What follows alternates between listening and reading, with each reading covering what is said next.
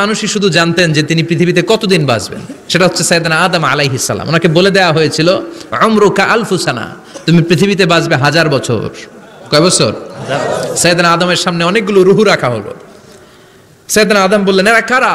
আল্লাহ বললেন, এরা হচ্ছে নাসালুক, তোমার বংশধর, পৃথিবীতে তোমার পরে এরা পৃথিবীতে আসবে। সাইয়েদনা আদম বললেন, আল্লাহ ওই যে একটা রুহু দেখা যায়, এটার নাম কি?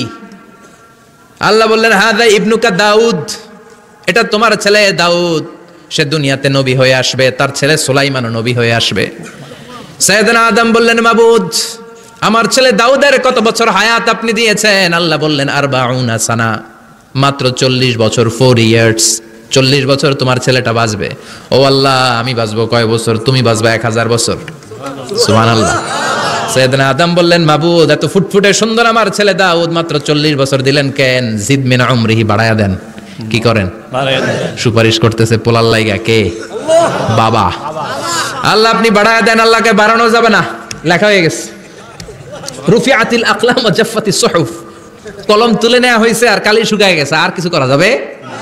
সাইয়েদনা আদম বললেন, মাবুদ, আমার 1000 বছর কেন দিলেন? আমার এই সুন্দর ফুটফুটে ছেলেটারে মাত্র শুধুমাত্র 40 বছর কেন দিলেন? ও মাবুদ, আমার 1000 বছরের দরকার নাই, আমার 1000 বছর থেকে 60 বছর আমি আমার ছেলেরে দিয়ে দিলাম।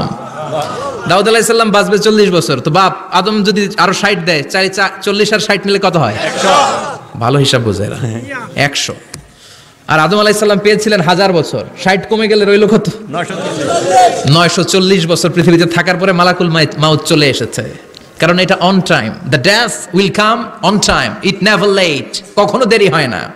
আল্লাহ বললেন, লিকুল্লি উম্মাতিন আজালুন ফাইযা জাআ আজালুহুম লা ইস্তাখিরুনা সাআতান ওয়া লা ইস্তাকদিমুন।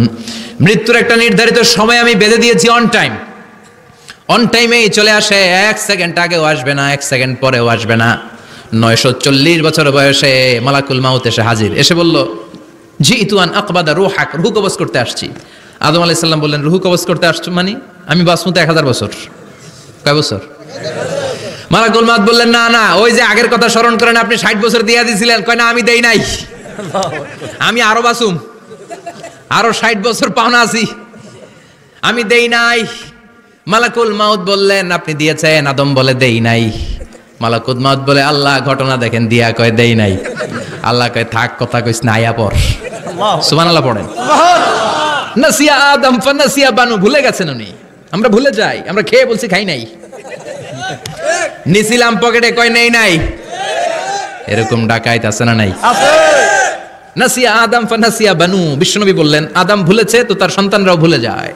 জাহাদা আদম ফা জাহাদা যুররিয়াতু, আদম অস্বীকার করেছে, তার সন্তানরাও অস্বীকার করে। সেদিন থেকে আল কিতাব ওয়া শুহুদ, মানে লিখে রাখার সিস্টেম আর সাক্ষীর সিস্টেম চালু হয়েছে। সুবহানাল্লাহ পড়েন। সুবহানাল্লাহ।